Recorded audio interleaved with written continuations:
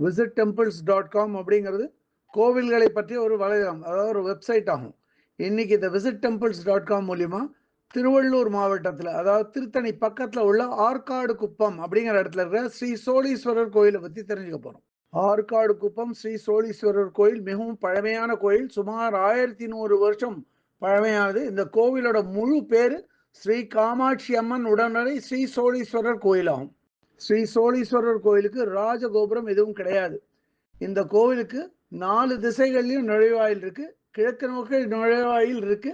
ஆனா அதை விட தெற்கு இருக்கிற நுழைவாயில் கொஞ்சம் பெரியது, கோபுரத்துடன் கூடியது. கோபுரத்தோட உச்சியில அம்பாள் சிவலிங்கத்தோட காணப்படுறா. அதே மாதிரி விநாயகர் மற்றும் முருகனுக்கு அங்க விக்கிரகங்கள் இருக்கும். இந்த கோவில்ல பல தூண்களை கொண்ட ஒரு மண்டபம் இருக்கு. கோவிலுக்கு துவஜஸ்தம்பம் எதுவும் இல்லை. ஒரு நெய்வேத்திய பீடம் இருக்கு. நெய்வேத்திய பீடத்துக்கு அடுத்தது ஒரு நந்தி வாகனம் 4 கால் மண்டபத்தில் இருக்கு. அதுல நந்தி பெருமாள் மூலஸ்தானத்தை நோக்கி ஒரு சிறு துவாரம் இருக்கு, அது வழியா மூலஸ்தானத்தை பார்த்த மாதிரி இருக்கார். நந்தி வாகனத்துக்கு இடது பக்கத்துல இருக்கிற நுழைவாயில் வழியா பக்தர்கள் மூலஸ்தானத்தை நோக்கி போகலாம். மூலஸ்தானத்துக்கு நோக்கி போகும்போது முதல்ல ஸ்ரீ குபேரலிங்கம் கிழக்கு நோக்கி காட்சியளிக்கிறார். இவர் சிவலிங்க வடிவமா காணப்படுறார். ஸ்ரீ குபேரன் தன்னோட சொத்தை எல்லாம் இழந்து இங்க சிவபெருமான் கிட்ட வேண்டிண்டு, அதாவது சோழீஸ்வரர் கிட்ட வேண்டிண்டு இழந்த தன் சொத்தையெல்லாம் மீட்டதா சொல்றா. குபேரலிங்கத்துக்கு அடுத்து கிழக்கு நோக்கிய மூலஸ்தானம். கிழக்கு நோக்கிய மூலஸ்தானத்துல வாசல்ல 2 துவார பாலகர்கள் விக்கிரகம் நின்ற கோலத்துல காணப்படும். மூலஸ்தானத்துல மூலவரான ஸ்ரீ சோழீஸ்வரர் சிவலிங்க வடிவமா கிழக்கு நோக்கி காட்சியளிக்கிறார். கம்பீரமா காட்சியளிக்கிறார். சோழீஸ்வரர் அபார சக்தி படைத்தவர். இங்க தேவர்கள் மட்டும் இல்ல, அசுரர்கள் ராவணன் உட்பட பலரும் வான் வழியா ஸ்ரீ சோழீஸ்வரரை வணங்கி வேண்டின்றதா ஒரு நம்பிக்கை இருக்கு. சூரிய பகவான் கூட இங்க தமிழ் பங்குனி மாசம் 1, 2, 3 தேதிகளில் தன்னோட கதிர்களை ஸ்ரீ சோழீஸ்வரர் மேல பட செய்கிறார். கிழக்கு நோக்கிய மூலஸ்தானம் அப்படின்னு இந்த மூலஸ்தானத்தை பார்த்த மாதிரி, அதாவது மேற்கு பார்த்த மாதிரி ஒரு மகாவிஷ்ணு விக்கிரகம் இருக்கு. ஏன் இங்க மகாவிஷ்ணு விக்கிரகம் இருக்கு அப்படின்னா அதுலயும் ஒரு கதை இருக்கு. இந்த இடத்துல மகாவிஷ்ணுக்கும் மகாலட்சுமிக்கும் ஒரு சின்ன வாக்குவாதம், மனக்கசப்பு இருந்தது. அந்த நேரத்துல வில்வ மரமா உருவெடுத்த மகாலட்சுமி தன்னுடைய இலைகளை ஸ்ரீ சோழீஸ்வரர் மேல உதிர்க்கிறார்.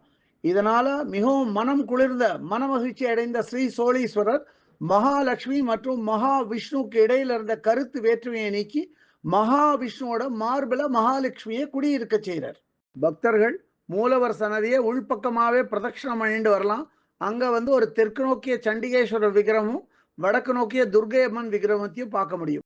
அதே மூலஸ்தான மண்டபத்துல தெற்கு நோக்கிய ஒரு சன்னதி தான் அம்பாளோட சன்னதி. அம்பாளோட பேரு ஸ்ரீ காமாட்சி அம்பாள். இந்த காமாட்சி அம்பாள் சன்னதி வாசல்ல, அதாவது தெற்கு நோக்கிய சன்னதி வாசல்ல 2 துவார பாலைகள் விக்கிரம் பார்க்க முடியும். இந்த அம்பாள் சன்னதியில ஸ்ரீ காமாட்சி அம்பாள் தெற்கு நோக்கி நின்ற கோலத்துல காணப்படுவா. இந்த சன்னதி ரொம்பவும் ஒரு புகழ்மிக்க ஒரு சன்னதி, பிரசித்தி பெற்ற ஒரு சன்னதி. ஏன் அப்படின்னா காஞ்சிபுரம் ஸ்ரீ மகா பெரியவாளே இங்க காமாட்சி அம்பாளை வணங்கி வேண்டின்னு இருக்கார். கோவிலோட வெளிப்பிரகாரத்தை பிரதட்சணமா வந்தா முதல்ல அங்க தெற்கு நோக்கிய சன்னதி ஸ்ரீ யோக தட்சிணாமூர்த்தியோட சன்னதி. அதுக்கு அடுத்து ஒரு கிழக்கு நோக்கிய சன்னதி. இந்த சன்னதியில ஸ்ரீ வரசித்தி விநாயகர் கிழக்கு நோக்கி காணப்படுறார். இவரோட சன்னதி வாசல்ல ஒரு நெய்வேத்திய பீடம் மற்றும் ஒரு மூஞ்சூர் வாகனத்தை பார்க்க முடியும். வரசித்தி விநாயகர் சன்னதி மாதிரியே அடுத்து அமைஞ்சிருக்கிற கிழக்கு நோக்கிய சன்னதி ஸ்ரீ சுப்பிரமணியரோட சன்னதி. இந்த சன்னதியில ஸ்ரீ சுப்பிரமணியர் வள்ளி மற்றும் தேவசேனாவோட கிழக்கு நோக்கி காணப்படுறார். அவர் சன்னதியை எதிர்நோக்கி ஒரு நெய்வேத்திய பீடமும் ஒரு மயில் வாகனத்தையும் பார்க்க முடியும். அடுத்து இருக்கிற ஒரு தெற்கு நோக்கிய சன்னதி ஸ்ரீ கால பைரவரோட சன்னதி. இந்த ஸ்ரீ கால பைரவர் சன்னதி பக்கத்திலேயே நவகிரக சன்னதி இருக்கு. நவகிரக சன்னதி பக்கத்துல கிழக்கு நோக்கிய சன்னதி ஒண்ணு இருக்கு. அதுல நாக தேவதைகளோட விக்கிரகத்தை வச்சிருக்கா. இந்த கோவிலோட வெளிப்பிரகாரத்துல ஒரு மேற்கு நோக்கிய சன்னதி இருக்கு. இந்த மேற்கு நோக்கிய சன்னதியில ஸ்ரீ வெங்கடேச பெருமாள், ஸ்ரீதேவி மற்றும் பூதேவியோட காணப்படுறார். அவரோட வாசல்ல, அந்த சன்னதி வாசல்ல யானை விக்கிரகங்கள் 2 வச்சிருக்கா. பார்க்க ரொம்ப நன்னா இருக்கு. அதே மாதிரி ஸ்ரீ வெங்கடேச பெருமாள் சன்னதியை பார்த்த மாதிரி ஒரு கருடாழ்வார் ஒரு 4 கால் மண்டபத்துல காணப்படுறார். இந்த கோவில்ல கிழக்கு நோக்கிய ஒரு புத்து அம்மன், ஸ்ரீ புத்து அம்மனோட சன்னதியை பார்க்க முடியும். அந்த புத்துல அம்மனோட முகத்தை அப்படியே பதிச்சிருக்கா. அது பக்கத்திலேயே நாக தேவதைகள் விக்கிரகத்தையும் வச்சிருக்கா. இந்த கோவிலோட வெளிப்பிரகாரத்துல மேற்கு நோக்கி, அதாவது மூலஸ்தானத்தை பார்த்த மாதிரி ஸ்ரீ சூரிய பகவானோட சன்னதி இருக்கு. அடுத்த வெளிப்பிரகாரத்துல இருக்கிற சன்னதி வடக்கு நோக்கிய சன்னதியாகும். வடக்கு நோக்கிய இந்த சன்னதியில ஸ்ரீராம பக்த ஆஞ்சநேயர் நின்ற கோலத்துல கை கூப்பிட்டு காணப்படுறார்.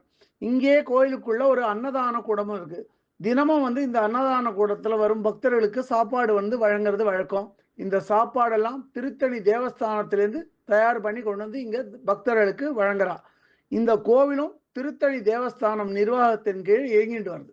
இந்த கோவிலுக்குள்ளேயே கோவிலோட ஒரு சின்ன தேர் ஒண்ணு நிறுத்தியிருக்கா. இந்த கோவிலோட ஸ்தல விருட்சம் வில்வ மரமாகும். வாழ்க்கையில தங்கள் பணம் மற்றும் சொத்தை இழந்த பக்தர்கள் இந்த கோவிலுக்கு ஸ்ரீ சோழீஸ்வரரை வணங்கி வேண்டிண்டா அது மாதிரி இழந்த சொத்தும் பணமும் திரும்பி மீட்டு எடுக்கப்படும் அப்படிங்கிறது ஒரு ஐதீகம். இந்த கோவில் ஒரு நவக்கிரக தோஷ பரிகார ஸ்தலமா கருதப்படுறது.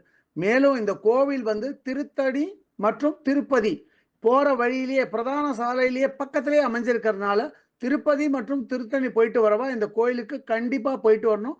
ரொம்ப நல்லா இருக்கும் இந்த கோயில். இந்த கோயிலை பற்றிய இதர விவரங்கள் வேணும் அப்படின்னா www.visittemples.com அப்படிங்கிற வெப்சைட்டுக்கு போயிட்டு இந்த கோயிலை பற்றிய எல்லா விவரங்களையும் ஆங்கிலத்தில் படிக்கலாம். இல்லை பிற பாஷைகளில் வேணும்னா அதிலேயே மொழிபெயர்க்கிற வசதியும் இருக்குது. அப்படியே மொழிபெயர்த்து அவா பாஷைக்கு தகுந்த மாதிரி படிச்சுக்கலாம் அதை. இதுவரை இந்த காணொலியை கண்டும் கேட்டும் மகிழ்ந்த பக்தர்களுக்கு visit temples.com சார்பாக ராகவாச்சாரியின் நன்றிகள்.